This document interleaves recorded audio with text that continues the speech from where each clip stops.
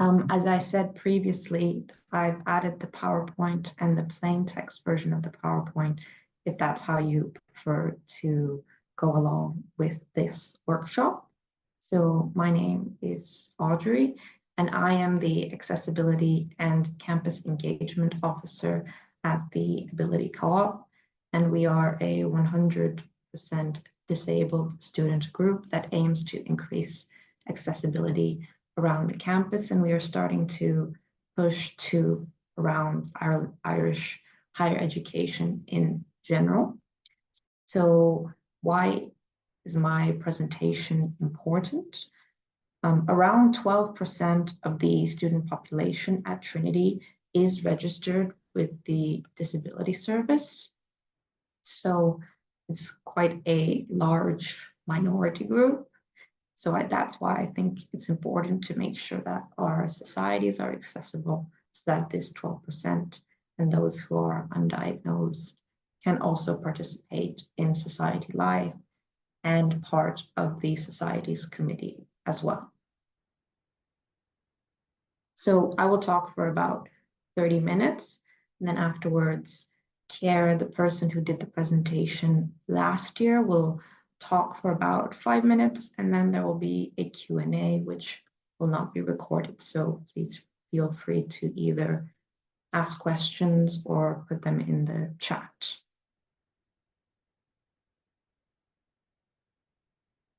So first thing we have to do is look at some definitions. Inclusion is about making sure that people feel like they are welcome in a place. People feel like they can participate in the activity and in the society's committee just as much as other people. If someone is able to get to an event, and because it is accessible, but then they are not included in the conversation or in the decision-making skills in a committee, for example, then they are not included. Inclusion is like the end point of what we are trying to do with the Ability Co-op. Now, second important definition is accessibility. Accessibility is not just physical access to buildings, because disability is not just about mobility. So there are many different ways to be accessible, which I will explain a little bit today. And accessibility is about making sure that everyone can participate fully, even if this participation looks different. For example, someone might want to ask a question by speaking, but they can equally ask a question by sending me an email afterwards or writing in the chat. So all those ways are ways they can fully participate in this workshop. Last thing is ableism. For disabled people to truly feel included, we have to make sure not to be ableist. Ableism is the discrimination or prejudice against people with disabilities. This could be systemic. For example, many buildings around Trinity are not accessible, but this could also be microaggressions or very personal, like saying someone doesn't look like they have a disability or that they talk well for having a certain disability. So the Ability Co-op's main recommendations are to have an inclusion and accessibility officer, to advertise if your event is accessible or not, and to implement universal design. So what is an inclusion and accessibility officer? It's kind of like an equity role, but specifically for disabled students. Now, we understand that based on the size of your committee and size of your society, this might be an individual role, or it might be part of an equity role, as well as including postgraduate students, mature students, women and gender minorities, and people of color. So I think how you want to implement this definitely depends on your society size. So the first and most important thing that they would do is address specific accessibility requests. For example, someone could ask for ISL at a certain event. ISL is International Sign Language. And so the Inclusion and Accessibility Officer would be the person who books the ISL and then gets it refunded by the disability service. They also need to make sure to adhere to college policy. There are two policies by the college which are relevant to societies. First is the equality policy, which states that all students should be able to equally participate in all aspects of student life, which of course includes society, and the accessible information policy, which states that all info and media must be accessible. This includes any info and media produced by societies. And then by making sure that they adhere to this college policy, they of course have to make sure that their events and meetings are as accessible as possible. Of course, sometimes it is not possible for everything to be accessible. They can also train other committee members in how they can make their role more accessible or how their role might touch certain accessibility issues. For example, the communications officer might have a plain text version of their email. And so the inclusion and accessibility officer could train the communication officers on how to do a plain text version of the email and how to best advertise it to other students. And the last thing they have to do is evaluate and reflect on if their society is accessible, in what ways it is not, and also keep up with accessibility information because it is changing quite rapidly. The next big important thing to do is to advertise whether an event is accessible or not, and in what ways it is accessible or not. So you could advertise if an event is accessible mobility-wise. Would a person in a wheelchair be able to enter the space? Is there an accessible toilet nearby? Is it neurodivergent friendly? Have you given a schedule beforehand? What's the noise level like? Are the lights harsh? So an immunocompromise would be like, is it safe for people with a weakened health system? And so you would add this on your event advertisement. There are some examples which I will show you on the next page. You also need to make sure to add some way for students to reach out for disability accommodations. This can be a form that you put on your link tree or in your email, or you could just have your email address saying that they can contact you for disability accommodations. Certain disability accommodations they might request is ISL. However, ISL needs to be booked 2 weeks in advance, which means that you need to advertise your event at least 3 weeks in advance so that there is a chance for you to book ISL. As I have previously stated, ISL is reimbursed by the college. Next thing that someone might ask is a HEPA filter. Currently, you can only use a HEPA filter in the disability service. However, the CSE will be offering HEPA filters, which you will be able to book over the coming year.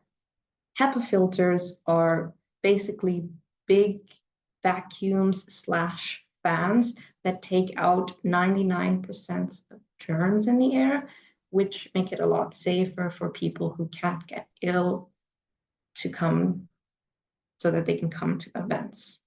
If there is food, you will also need to have a dietary restriction form. This usually includes if someone has allergies, if someone needs to have a vegan or a gluten-free option, and also if they would like the list of ingredients for everything that will be at the event. So here are some examples. The first example is from the June's email. They send out this once a week, and for each event, they have a little description about where the location is, a wayfinding video about how to find it, what the physical access info is like, and what the sensory info is like. Here you can see that they say they don't have a dedicated quiet zone. So they write what they don't have as well as what they have. And then the second example is from the VDP website. For every event that the VDP has, they have a section on their website which talks about mostly the physical accessibility, but a little bit about the sensory accessibility as well. There is no right way to do this accessibility advertisement. So you could do it on social media, you can do it on your website, you can do it in your link tree. It's really up to the society how they wish to do this. So our last key recommendation is universal design. Universal design is about when you build something, usually it's to do with physical things, but can also be something like an event. You think of accessibility from the start of the creation thing, instead of thinking of accessibility once it has already been created. This is not necessarily super easy in Trinity because most of the built environment in Trinity has not been designed following the principles of universal design. However, an example of this in practice is that, for example, if you are doing a disco night, someone might come up and say, oh, it's really loud, can I have some headphones? And then a committee member will have to look around for some headphones to give to the student. Instead, if you think about accessibility while building the events, there are multiple things you can plan. For example, you could have headphones and earplugs advertised when you advertise the event, and also next door so that people could bring it. You could have a dedicated quiet room, or you could have like a loud room and a quiet room in the disco, or you could do a silent disco depending on how much space and how much money you have to spare. Final thing is that design for accessible people helps all of the student population. Academically wise, the reason why we have access to lecturers' notes after a lecture is because disabled people push for that. And so similarly, if, for example, an event is moved to an earlier time to accommodate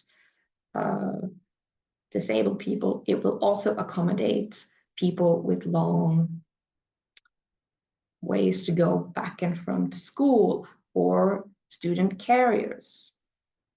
Now, if we're specifically looking at events, these are the major guidelines that I have. They are, of course, not everything. I could spend hours talking about this, but this is what I think is most important. So I've split it up into the different sections of planning of an event. When you start to plan an event, I think you should be thinking about putting it in a physically accessible room. On campus, this is currently the atrium rooms, the disability service, certain rooms in the arts block, and certain rooms in the business building. If the event is going to be long, there should be seating options. Although you might think that there would be no need to sit, someone who is chronically ill or chronically fatigued will want there to be a seating option. Sometimes the most accessible thing to do is to have a hybrid event, because someone can do it from their house where they control everything that's there, and so they might be in an accessible space, and then they can join your inaccessible events. Another way to do this, if your event doesn't suit being hybrid, is for it to be recorded. Another thing that you might think of is having a dedicated quiet room. If your society isn't very big, you could signpost a dedicated quiet room that already exists around college. I believe there is one on the ground floor of the art block, but that closes after 6. Another thing to think about while planning are hearing loops. Hearing loops is something a speaker puts on, which directly connects to hearing aids and allows people who are deaf or hard of hearing to hear the speaker more directly. These are in specific rooms on the campus in a link which I will share to you afterwards. Last thing to think while planning the event is, when is it? For most disabled people, during the night, it's not super accessible, but of course, for some people it might be. So what I recommend is you have the same event, you have it once in the morning, you have it once in the evening. You might not have it on the same day every week. So once on a Monday, once on a Wednesday, for example. Now, when advertising the event, you should have alternative text for any pictures. Alternative text just describes any picture. For example, for this PowerPoint, I could say it's a purple PowerPoint with black text that says event guidelines, and then so on and so on. I would explain everything that is written. This is especially important in advertising on Instagram. There is a section on Instagram while you're posting that will let you add alternative text, but you can also add it in the description. Alternative text is sometimes also used in conferences or in descriptions when describing yourself before you speak. For example, you could say, I am a white person with short blonde hair wearing a red hoodie. And so when introducing everyone before a formal event, this would let blind people know what everyone looks like. Another thing is when you're doing any type of posters or PowerPoints, there should be large text for PowerPoints and posters. We recommend at least 12 pt, and it should be in accessible fonts. These are the ones without serifs, which are the curly points, certain fonts, and there should be an adequate amount of contrast. However, black and white isn't super accessible because that can be very bright. So black over off-white is the best if you're looking for black and white. Another thing is a plain text version, which is basically taking a PowerPoint or taking something with lots of images and just having only the text. And this makes it super easy for someone with a screen reader to understand your information. If you're going to have any video element to advertising your event, you should add subtitles to it. Transcriptions are sometimes necessary if there is something on the video that is not said. So for the transcription, you would have everything that is said and also anything that is written or important in the video that is not explicitly said. And this is usually a PDF instead of being input in a video like captions. Another thing you can do while advertising your event is to have a specific timeline of the event sent to attendees. This could be like, we arrive at 2 p.m. for 1 hour, we talk, for 1 hour, we eat, so that people can show up to the part of the event they would like to go to, especially if they don't have a lot of energy to spare, and also for autistic people to be able to like mentally prepare themselves before they go to an event. And while advertising the event, as I previously said, should have some type of accessibility requirement form or contact person. Some of the accommodations they may request are ISL, HEPA filters, hearing loops, or more information. This could look like, oh, how many people tend to come to this event, or do you have pictures of the same event from last year? And this is again about allowing people to prepare for an event or to have more information about something so they can make an educated decision on if they want to come or not. During the event, it's not a bad idea to make sure that it is necessary to include everybody and to make sure not to let ableism slide, so you to confront it directly. It can also be important to signpost the inclusion or equity officers so that in case something goes wrong, then they are able to go to that person without having to ask who they are, and so bringing more attention to themselves.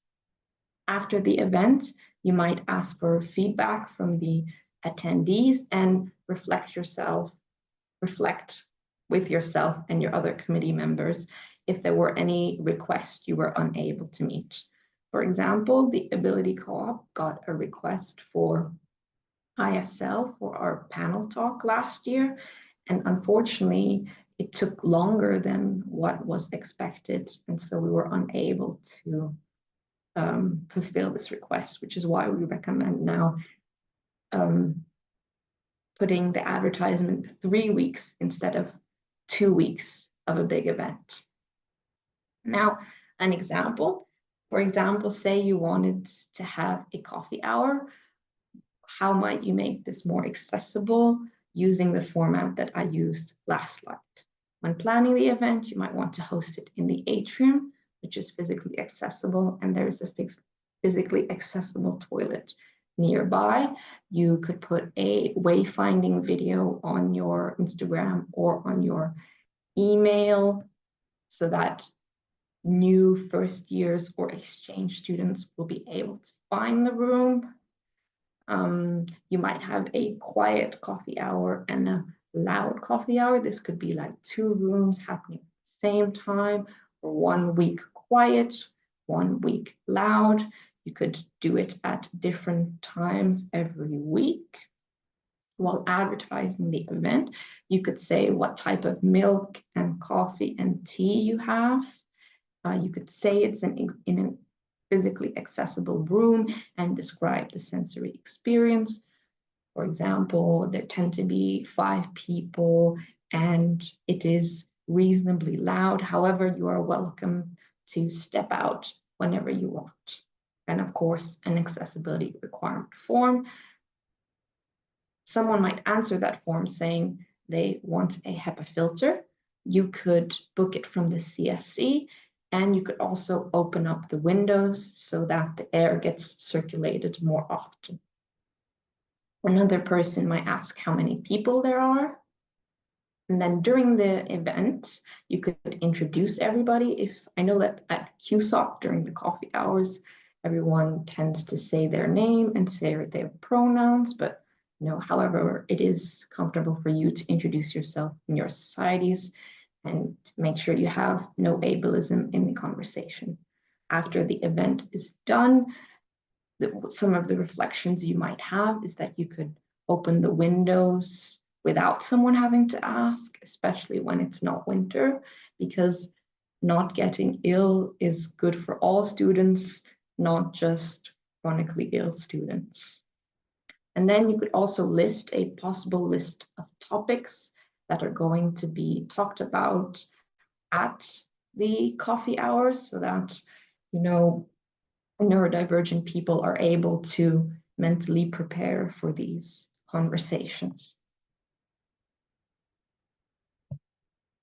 So finally, we have some general recommendations. Committee meetings should also be accessible.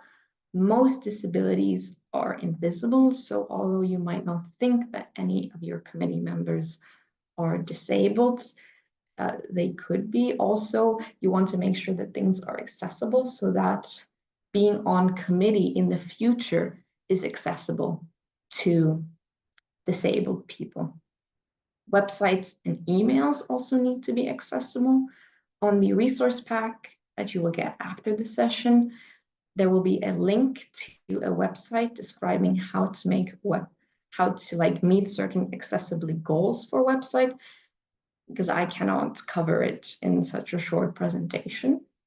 It is also not, you're not allowed to ask about the specifics of someone's disability. If it is important, they will tell you. You should also not ask why someone is taking medication or what is the medication they are taking. Don't let any type of discrimination slide, ableism, racism, sexism, so that everyone can be included in your society. And it is also a good idea to have an anonymous complaint form for disability-related issues, but of course also for, unfortunately, sexual harassment or racism. Now, I have finished, so you can ask me any questions, or if you prefer to, you can email me at access@abilitycoop.org, or you can email the whole Ability Co-op at abilitycoop@gmail.com. So I'm going to stop sharing, and I'm going to ask Ciara, who did this presentation last year, if they have a different perspective or if they think I have missed any critical points. There's a technical issue. They're going to come on my screen. Okay, sorry, my data wasn't working, so I'm here now. So I want to talk, like, I agree with all the recommendations Audrey has given. It's a similar format to the presentation I gave last year. But what I kind of want to focus on a bit, just for a minute or two, is the fact that you shouldn't be stressed about this. Like, you should be conscious of this, you should be thinking of this, but you shouldn't be stressed about this. If you're thinking, oh my God, I can't possibly include everyone, so I should just not hold an event, you're thinking about it wrong. Don't do that, right? So what we want to do is think of, look at the recommendations, look at the list, see a couple of things that you can change without stressing too much, without changing too much, right? Change it, keep that changed, and then the next time add something else on as well, right? There's no point in trying to change everything straight away. It's too stressful, it's too confusing, and it goes over your head, right? I get that. But what we kind of want to see happening is just one bit of change every time.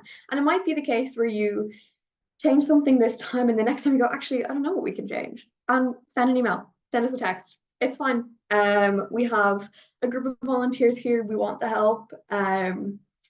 So yeah, I guess I want to make sure that this doesn't come at the expense of anything. This is not like oh my God, we don't have the budget for a wheelchair ramp. Me neither. Look, I've made videos before and haven't captioned them because I haven't had the time to do it. There are softwares that do it now since I've made them. Some of them work, some of them don't, some of them don't get my accent.